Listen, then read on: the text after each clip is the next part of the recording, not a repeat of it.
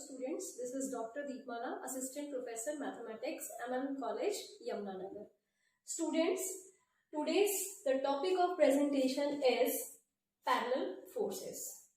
हम आज अपनी statics chapter 2 parallel forces discuss करेंगे कि पैरेलल फोर्सेस सबसे पहले होता क्या है, इसकी डेफिनेशन, फिर इसकी categories like and unlike parallel forces, and then we will discuss the resultant of two like parallel forces and the resultant of two unlike parallel forces. So let's begin with parallel forces definition. So what are parallel forces?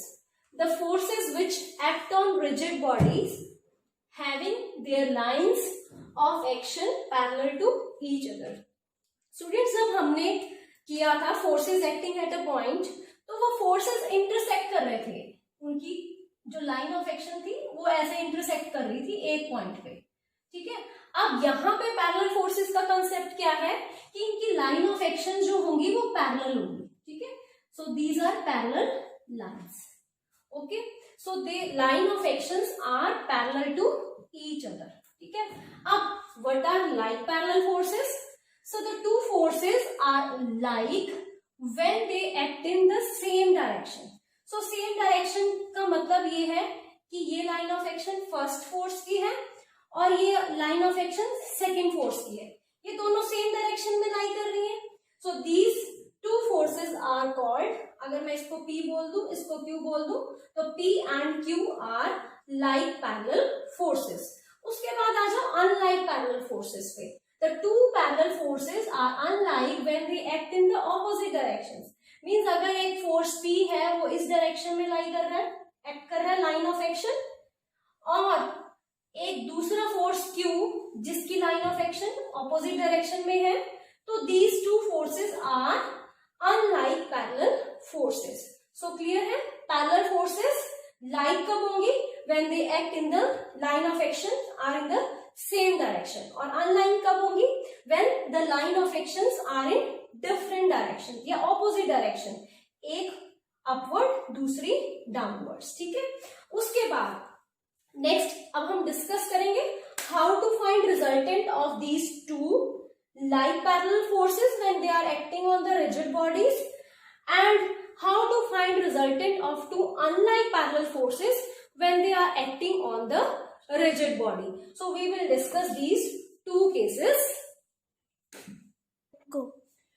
The resultant of two like parallel forces. So if we have two like parallel forces acting on the rigid body, so this is force P, this is force Q, they are like parallel, so they are acting in the same direction. So how will we find resultant of these?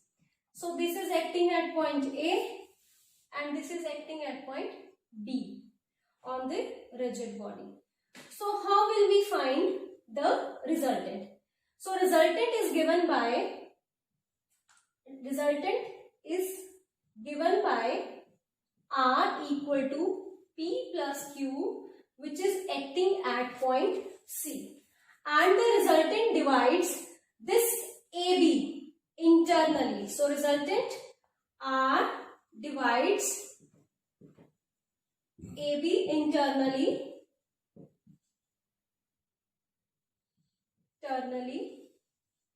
in the inverse ratio of forces. So let me explain this result. Students, इसका proof मैं नहीं करवा रही हूं, सिर्फ result use करेंगे हम, ठीक है। एग्जाम पॉइंट ऑफ व्यू से इसका proof is not important, only the result we are using later in the examples. So इसका मतलब क्या है कि resultant divides AB internally in the reverse ratio of forces. इसका मतलब ये है कि अगर मैं P लूं, जैसे हमने लैमिस थ्योरम की थी कि each force is proportional to the angle inversely proportional to angle between the other two forces. तो इसी तरह इसमें क्या होगा? P upon distance between the other two forces means R and Q. So what is distance between these two? BC. Q upon distance between the other two forces. So this is AC. R upon distance between the other two forces. So it is AB. So each force is proportional to the distance between the other two forces. P is proportional to BC. ठीक है. Q is proportional to AC and R is proportional to AB. So अगर मैं इसको K ले लूं, so P is proportional to K times P is equal to K times BC, Q is equal to K times AC and R is equal to K times AB. So यहाँ से एक relation भी आ गया आपके पास, P into AC is equal to Q into BC. So इससे ये ठीक है, यही प्रूव हो गया इससे कि the resultant internally in the inverse ratio of their forces, P into AC and Q into BC. So this is the relation between P, Q and R, which is equal to P plus Q, resultant. अब आपके पास यहाँ पे like की जगह अगर मैं unlike का case consider करूं तो उसमें क्या होगा, ठीक है. सो मैं यहाँ पे लाइक, ये तो हमारे पास लाइक वाला है. अब मैं यहाँ पे two unlike parallel forces. So first of all we will draw the diagram. So diagram के लिए this is force P, unlike है तो डायरेक्शन ऑपोजिट होगी. So this is Q, this is P, this is Q. अब इसमें क्या होगा, इसमें डिपेंड करेगा. वहां पे तो आपके पास जो फोर्सेस लाइक थे तो जो रिजल्टेंट था वो इंटरनली लाई कर रहा था AB के. अब यहाँ पे जो रिजल्टेंट है वो एक्सटर्नल लाई करेगा. अब एक्सटर्नल पॉइंट यहाँ पे भी हो सकता है, यहाँ पे भी हो सकता है. तो कैसे पता चलेगा एक्सटर्नली पॉइंट C यहाँ पे है या यहाँ पे. तो जो फोर्स बड़ा होगा, ठीक है, suppose P is greater than Q, तो जो रिजल्टेंट होगा वो P के पास होगा. ठीक है, this is point A, this is point B, so this is point C. यहाँ पे रिजल्टेंट होगा. और दूसरी बात, रिजल्टेंट किसके इक्वल होगा, R is equal to P minus Q, because they are acting in opposite direction. और एक बात और आपने याद रखनी है, जो रिजल्टेंट होगा वो किसकी डायरेक्शन में होगा, इन the direction of greater force. अगर आपके पास P ग्रेटर है तो रिजल्टेंट P की डायरेक्शन में होगा. अगर आपके पास Q ग्रेटर है तो रिजल्टेंट Q की तरफ होगा और Q की डायरेक्शन में होगा. अगर मैं कह देती Q is greater than P तो मेरा डायग्राम रिजल्टेंट कहां पे लाई करता, this is P, this is Q, so this is A, B. तो हमारा C पॉइंट कहां पे होता, नियर टू Q. और एक्सटर्नल होता, आपने इंटरनल नहीं लेना जब फोर्सेस अनलाइक है. और किसकी डायरेक्शन में होगा, ग्रेटर फोर्स की. So R is equal to P minus Q. So अब आप रिलेशन लिखो, each force is proportional to distance between the other two forces. So इस केस में रिलेशन क्या आएगा, P upon distance between the other two, R and Q is BC. Same relation Q upon AC and R which is equal to P minus Q upon AB. So अब आप क्या लिखोगे, this is P into AC and Q into BC. Same inverse ratio of the magnitude of the forces but externally. So here R divides AB externally in the inverse ratio of forces. So आपने ये याद रखना है कि जब भी हम examples करेंगे, आगे क्वेश्चंस करेंगे, तो अगर आपको लाइक पैरेलल फोर्सेस दिए हुए हैं तो आपने लाइक पैरेलल फोर्सेस, दोनों फोर्सेस की डायरेक्शन सेम रखनी है. और उसके बाद क्या फॉर्मूला यूज करना है, each force is proportional to distance between the other two forces. और अगर आपको अनलाइक पैरेलल फोर्सेस दिए हुए हैं तो आपने एक फोर्स की डायरेक्शन ऊपर, मतलब ऑपोजिट, दोनों की डायरेक्शन ऑपोजिट लेनी है. और जो रिजल्टेंट होगा वो एक्सटर्नली डिवाइड करेगा AB डिस्टेंस को. दूसरी बात, resultant is in the direction of greater force. और third, the direction is also the direction of resultant is always towards the direction of the greatest force. So इसके बाद हम लेंगे numerical based on these two cases. Students, question 1, based on the concept of like and unlike parallel forces, जो अभी मैंने आपको explain किया, find the resultant of two unlike parallel forces. So forces किस तरह के हैं? Unlike. तो सबसे पहले आपने क्वेश्चन जब भी लेना है ये देखना है कि फोर्सेस लाइक है या अनलाइक है, और फोर्सेस का मैग्नीट्यूड दिया हुआ है 14 newton and 5 newton acting at point A and B. So let me draw the diagram first. So this is point A, this is point B. Distance between AB is 40 centimeters. अगर मैं 40 centimeters को metre में लिखती हूँ तो it is 0.4 meters. Clear? So उसके बाद 40 Newton. So let this is 40 Newton and this is 5 Newton. They are unlike parallel forces. Parallel बनाने हैं. So they are unlike parallel forces. ठीक है. So directions opposite. Distance is 40 centimeter और 0.4 meters. So अभी हमने result किया, जो resultant होगा that lies externally and किस डायरेक्शन में होगा? Towards the direction of greater force. So greater force is 40 newtons. So जो रिजल्टेंट होगा वो यहां पे होगा एक्सटर्नली एट पॉइंट सी पे, और it is in this direction and R हमने लिखा था P minus Q. If this is P, this is Q, so it is 40 minus 5 newtons, so it is 35 newtons. So हमने resultant का magnitude तो बता दिया, अभी हमने इसकी डायरेक्शन बतानी है. जब भी हमसे क्वेश्चन पूछा जाए फाइंड द रिजल्टेंट, जैसे हमने लास्ट टाइम भी किया चैप्टर 1 में, हम रिजल्टेंट के साथ साथ उसकी डायरेक्शन भी देते थे कि वो किस डायरेक्शन में है. यहाँ पे भी आपने ये मैग्नीट्यूड बताना है कि रिजल्टेंट जो है वो ए पॉइंट से कितना दूर है या बी पॉइंट से कितना दूर है, तब आपका क्वेश्चन कंप्लीट होता है. यहाँ नहीं कि आपने सिर्फ मैग्नीट्यूड दिया क्वेश्चन कंप्लीट हो गया. So let me apply the formula. Each force is proportional to distance between the other two forces. So it is 40 upon distance between 35 and 5. So it is, let this is x because this is unknown to us. So it is 0.4 plus x. ठीक है, total distance आपके पास हो गया. BC is, BC कितना हो गया? 0.4 plus x, where x is, where AC is equal to, let AC is equal to x.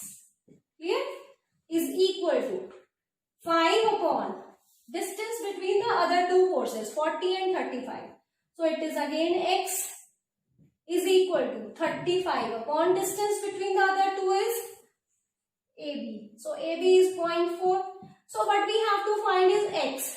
So we will take these two. So what is x? So x is equal to this is 2, ठीक है, upon 35 meters. So this is our x. So हम क्या लिखेंगे? Resultant lies, resultant equal to 35 newtons lies at point C, that is 2 upon 35 meters from point A as shown in figure. So this completes the solution. Clear? So question number 2, two like parallel forces P and Q. अब देखो यहाँ पे जो forces है वो like है, ठीक है, and P is greater than Q. It is given to you. Act upon a rigid body at point A and B. Let P and Q be interchanged in position. So यहाँ पे दो case बनेंगे. पहले तो वो like parallel forces given है, ठीक है. So let me draw the diagram first. Solution. So we have two forces P and Q. They are like acting at point A and B respectively. ठीक है students.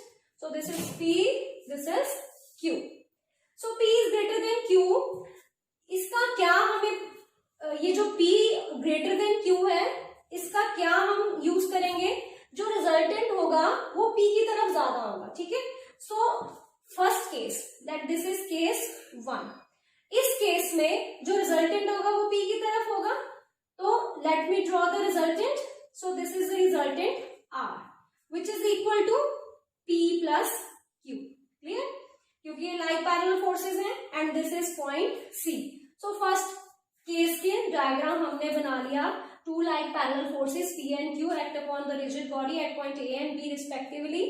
Next case, P and Q में interchange in position. So let us interchange P and Q in position. देखो students, यहाँ पे P और Q की position change हुई है, डायरेक्शन इज नॉट चेंज। सो पहले जो point A, this is point B, position change हो गई, मींस जहां पे पहले P था वहां Q आ गया और जहां पे Q था वहां पे P। तो पहले पॉइंट C पे जो रिजल्टेंट एक्ट कर रहा था, क्योंकि P is the greater force, तो जो रिजल्टेंट है वो भी डिस्प्लेस हो जाएगा। तो जो अब न्यू रिजल्टेंट है, let me mark this as point C dash, clear. So this is the new resultant. Resultant remains, magnitude remains the same. So magnitude क्या होगा रिजल्टेंट का, फिर से P plus Q, but displace हो जाएगा, वो जो पॉइंट C पे था वो पॉइंट C डैश हो जाएगा। So this is case 2। So what we have to find, देखो यही कहा है उसने, show that point of application of the resultant will be displaced through a distance x। तो कितने डिस्टेंस से वो डिस्प्लेस हुआ, तो पहले वो C पे था, वो C डैश पे चला गया। So like this displacement is x, ये हमने फाइंड आउट करना है। x is equal to P minus Q upon P plus Q AB. So I think question is clear to you.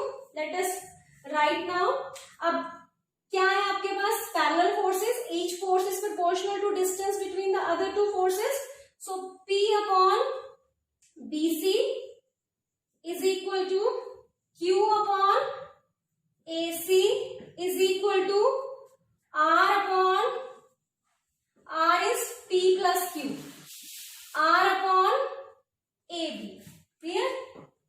सो आपके पास अब आपने देखो क्या निकालना है, CC डैश। CC डैश कैसे निकलेगा, अगर आप AC डैश में से AC माइनस कर दो, मीन्स आपने AC निकालना है और AC डैश। तो AC तो मैं यहां से निकाल लूंगी और AC डैश में यहां से निकाल लूंगी। सो लेट AC इज, यहां से ले लो, AC किसके इक्वल आ गया, P plus Q, sorry Q into AB upon P plus Q। So इन दोनों को हमने लिया, सेकेंड और थर्ड को। I will get AC as this, mark this as number 1। अब AC डैश में यहां से निकाल लूंगी।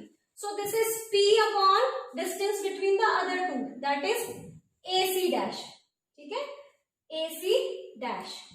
Q upon BC dash and R कितना है, P plus Q upon AB, clear.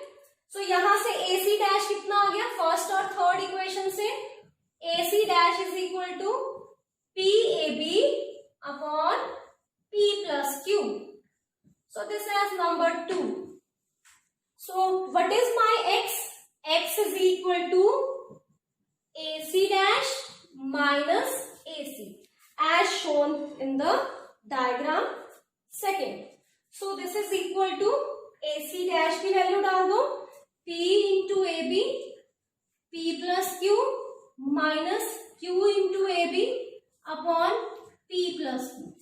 Clear? So what will you get?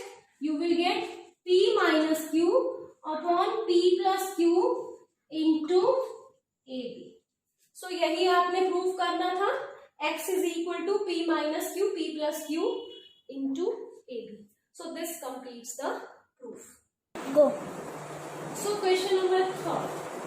Two unlike parallel forces. यहाँ पे आपके पास forces क्या है, unlike P and Q, and given P is greater than Q. They are x meter apart, act at 2 points of the rigid body. So let me draw this first. ये, ठीक है। सो आपको क्या दिया हुआ है solution, given is two unlike parallel forces, so let this is P, this is Q, unlike है, opposite in directions, P is greater than Q, they are x meter apart, suppose they are acting at point A and this is acting at point B, they are x meter apart, so अगर आपके पास P greater है Q से तो जो resultant होगा that will act towards P, lies in the direction of P and it is at point C here, so this is the resultant, so resultant is equal to P minus Q. So case first is clear, clear? So case first is clear. अभी तक मैंने सिर्फ ये draw किया है, two unlike parallel forces P and Q, P is greater than Q and they are x meter apart. So if P is greater than Q, so therefore resultant lies externally near to P and in the direction of P, so it is P minus Q. This is case 1. अब देखो आगे क्या कहा है, show that if the direction of P is reversed. पहले वाले question में सिर्फ पोजीशन चेंज हुई थी, अब डायरेक्शन रिवर्स हो गई, मींस पोजीशन तो वही है, P A पे ही है, Q B पे ही है, P की डायरेक्शन चेंज हो गई, मींस अगर आपके पास P अपवर्ड लाई कर रहा था तो अब वो नेक्स्ट केस में डाउनवर्ड की तरफ. सो let me draw, this is P force, now direction is reversed, this is Q, ठीक है, और यहां पे आपका रिजल्टेंट C लाई कर रहा था व्हेन दे आर अनलाइक. अब ये दोनों लाइक है, so distance is same, position is same, so this is x. अब देखो ये दोनों लाइक पैरेलल फोर्सेस बन गए. अगर लाइक पैरेलल फोर्सेस है तो आपके पास जो रिजल्टेंट होगा अब वो क्या होगा, इंटरनल लाई करेगा, कहीं पे भी AB पे इंटरनली लाई करेगा, इंटरनली लाई करेगा और डिवाइड करेगा in the inverse of their ratio of their forces, inverse ratio of the forces P and Q. So अब क्या करोगे, इंटरनल कहीं पे भी लोगे, बट क्योंकि P ग्रेटर है Q से तो जो रिजल्टेंट होगा, न्यू रिजल्टेंट, वो P की तरफ होगा, ठीक है, P की तरफ ज्यादा होगा, Q की तरफ से दूर होगा. So this is near to P, this is the new resultant now. Resultant पहले P माइनस Q था, अब रिजल्टेंट भी चेंज हो जाएगा R डैश, और वो किसके इक्वल आएगा, P प्लस Q के. तो फर्स्ट केस में रिजल्टेंट P माइनस Q था, सेकेंड केस में रिजल्टेंट क्या हो गया, P plus Q, because they are now like parallel forces. अब आपने निकालना क्या है, अब देखो पहले रिजल्टेंट C पे था, अब रिजल्टेंट C डैश पे हो गया, तो ये भी डिस्प्लेसमेंट हुई, कहां से, C से C डैश पे, तो आपने यही बताना है resultant is displaced through this distance, ठीक है. सो आपने CC डैश निकालना है, but you have to find CC dash. So students अगर आप डायग्राम 2 देखो तो what is CC dash, from second figure CC dash is equal to AC plus AC dash. Clear, mark this as number 1. तो हम AC जो है इस वाले डायग्राम से निकाल लेंगे और AC डैश इस वाले डायग्राम की हेल्प से निकाल लेंगे. So from 1, each force is proportional to distance between the other two forces. So P upon BC, clear, Q upon AC and R is P minus Q upon AB. अगर आप answer देखो जो आपने show करना है वहां पे x involve है, x मीन्स AB. सो ये वाला पार्ट तो आपने लेना ही है. So take second and third, because आपने AC निकालना इन टर्म्स ऑफ x है. So AC is equal to Q times AB upon P minus Q, और AB कितना है, AB is given to be x, so it is Q into x upon P minus Q. So mark this as number 2.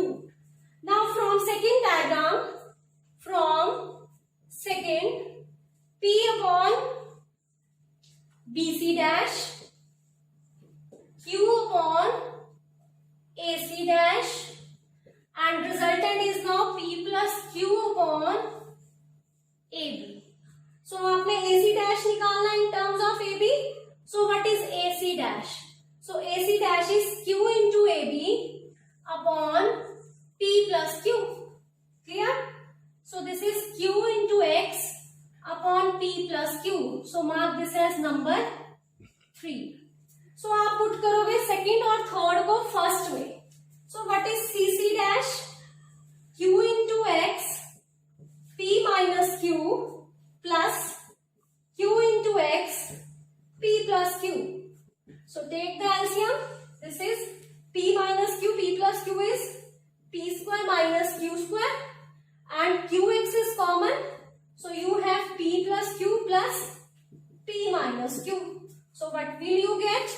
You get 2pqx upon p square minus q square meters. So this is the answer. So clear? Go. Question 4. A heavy uniform rod 4 meter long rest horizontally on 2 pegs. Pegs यहाँ पे है supports. ठीक है? So 2 supports आपके पास हैं, 2 supports लगी हुई हैं, उनके ऊपर एक रॉड जिसकी लेंथ 4 मीटर है वो लाई कर रही है. और ये जो supports हैं ये कितने दूर हैं? They are 1 meter apart. So let me draw this first. So this is the rod of length 4 meters. Clear? So let AB be the rod of length 4 meters. It is rest in horizontal position on 2 supports. So I will take pegs as supports. This is the first support. Let this is at point P and this is second peg. This is at point Q. So these are the 2 supports और इन दोनों के बीच का distance कितना दिया हुआ है? 1 meter. Clear?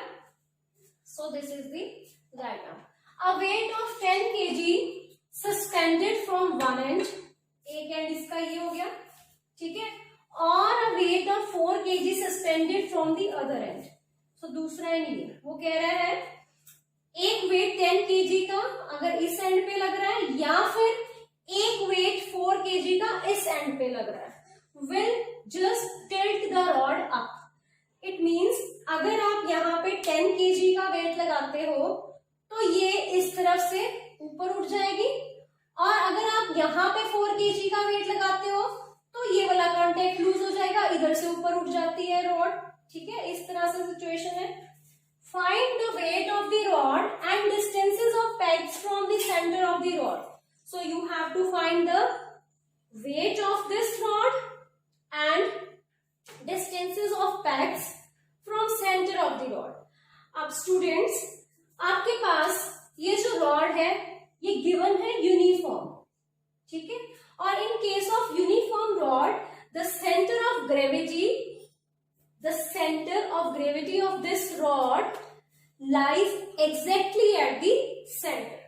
सो अगर इसका सेंटर एग्जैक्टली बिल्कुल इसके सेंटर पे है तो ये डिस्टेंस कितना होगा, क्योंकि टोटल लेंथ 4 है. This is 2 metres, this is also 2 metres और वेट आपने निकालना है. Weight always act at the CG, centre of gravity of this rod. So let weight of the rod is W, जो आपने फाइंड आउट करना है. ठीक है, एक तो ये फाइंड आउट करना है और दूसरा आपने ये डिस्टेंसेस फाइंड आउट करने हैं, distances of these pegs from the centre.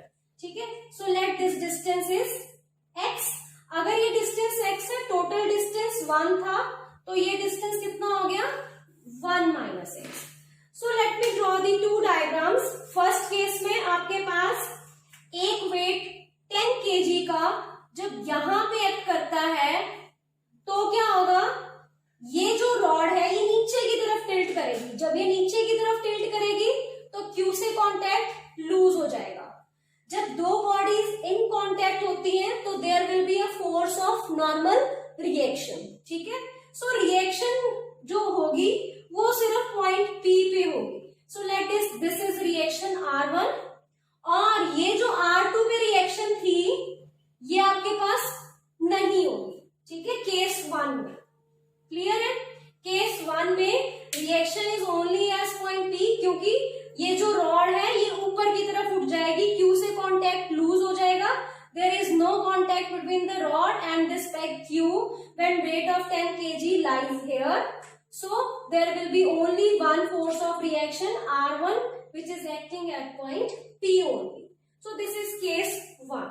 So now there are three forces, 10 parallel forces, 10 W and R1. Clear? So let me write 10 upon distance between the other two. This is X is equal to W upon distance between the other two. That is this. अगर ये X है, ये 2 है, तो ये distance कितना हुआ? 2 minus X. So this is 2 minus X. R1 distance between this done and W. This is 2 meters. So हमें निकालना क्या है? रिलेशन हमें W और X चाहिए. ठीक है? So let me take these two equations, first and second.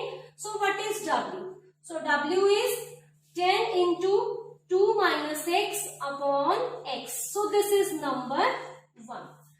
Let me draw the second diagram. Second situation is when a weight of 4 kg is suspended from here. When a weight of 4 kg is suspended from here, what will happen? There will be no reaction on this. The reaction is only at Q. ठीक है? जब आप यहाँ पे 4 kg का wait लगाओगे तो क्या होगा?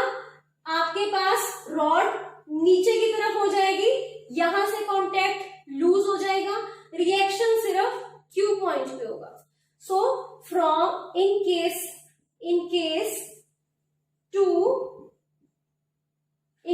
2 4 upon this distance R2 and W.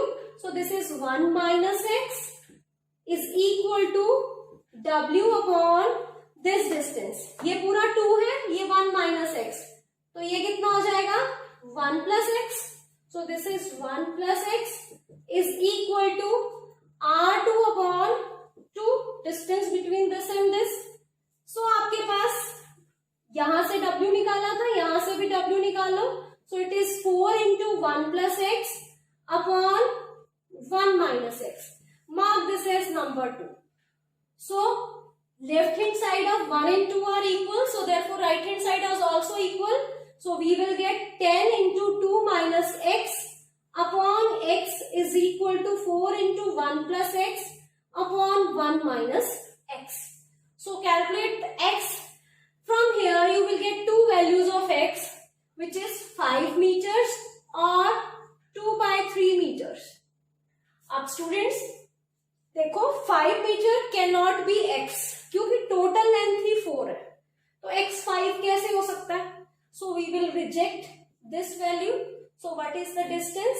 2 by 3 meters. सो आपका जो सपोर्ट P है वो C से कितने डिस्टेंस पे है? सेंटर से 2 by 3. और Q कितने डिस्टेंस पे है? आप निकालो 1 minus X. So it is 1 minus 2 by 3 is 1 by 3 meters. So आपने एक क्वेश्चन कर लिया, एक पार्ट निकाल लिया. Distances of the pegs from the center of rod. So P, support P is at distance 2 by 3 meters from center C, and Q is at a distance 1 by 3 meters from C.